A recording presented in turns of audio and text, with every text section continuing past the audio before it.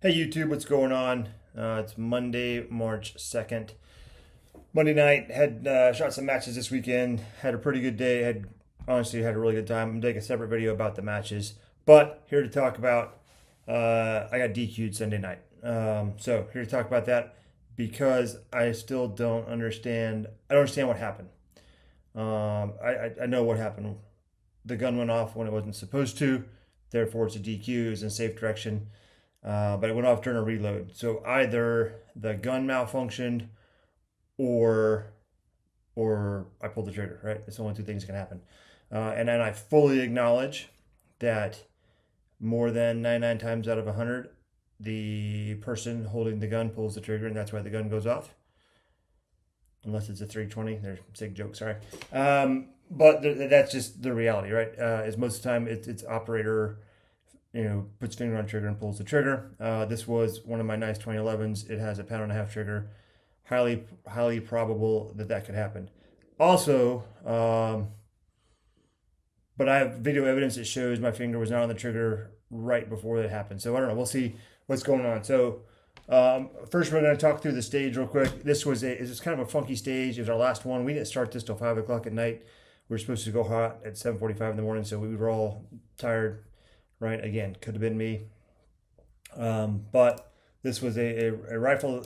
It was option. You started with one pistol loaded and holstered or rifle loaded on hand, and then the other one had to be on a table empty up front. That's because the smart play was to start with rifle, and you can't go prone with a loaded handgun, so this just kept it from happening. And then it was muddy and nasty, so I think it was a good call to do that to keep you from getting mud on your dot. But anyways, so here we go. So this rifle start. All right, 2 quick targets. Was getting tired, some trigger freeze, one in transition, didn't shoot as good as I wanted to. Run over here, hit this little guy, hit that little guy, 2 more paper. You can see the pistol sitting there.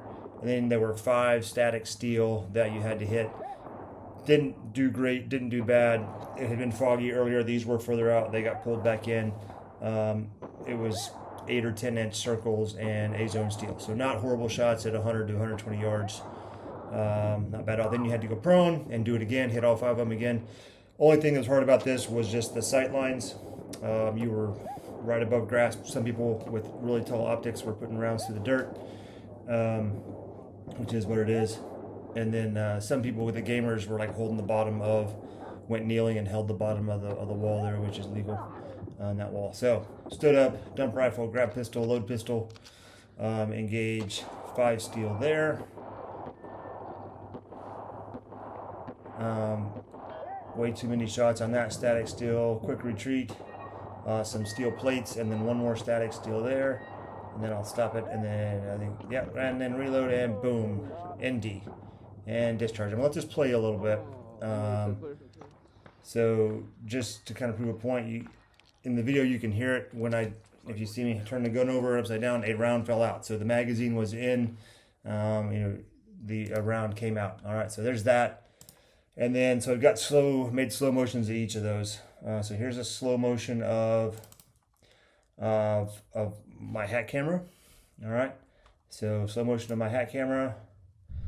There's the target engagement, mediocre recoil control, confirm, hit. It's steel. I don't ever come off steel. Very obvious finger coming out of the trigger well along the frame of the gun. Drop magazine. Thumb goes high. And then this camera stops because the gun goes out of the sight, but it ND'd right after that. And then you can't really tell in this one, but I had a guy give me a 3rd-person view. So again, it starts with the bing, and then you immediately see me start moving, and you can't see the gun when it goes off. I'm going to be quiet so you can hear the gun go off.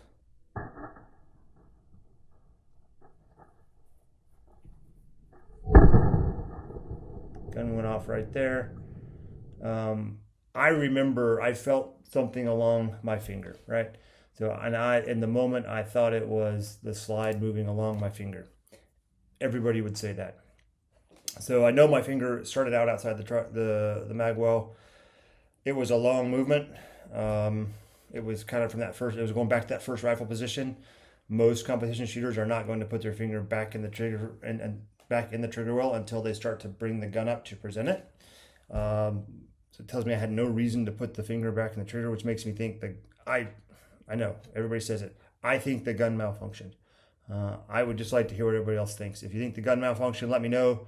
If you think, well, I'm going to work trigger finger discipline in dry fire anyway, because other stuff, drawn too fast, other stuff I've had, but I've never, ever, I've had NDs in dry fire, and I've had NDs on the range. I stopped working to get a half-second draw because I put a couple into the ground within 5 feet of me and said, you know what, it's not worth it, and I stopped doing it.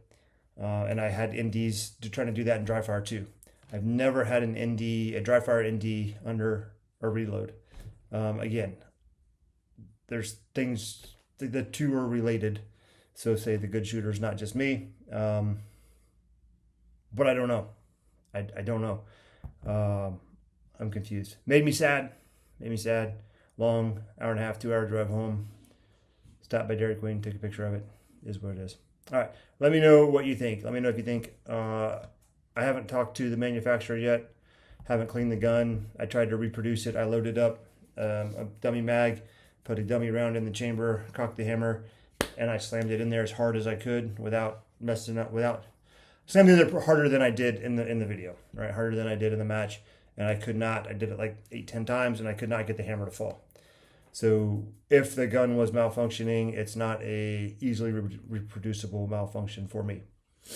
That said, I'm not a 2011 or 1911 gunsmith, so I don't know. Let me know what you think. All right. Talk to you later, YouTube. We're going to make a happy video now about the rest of the stages. Bye.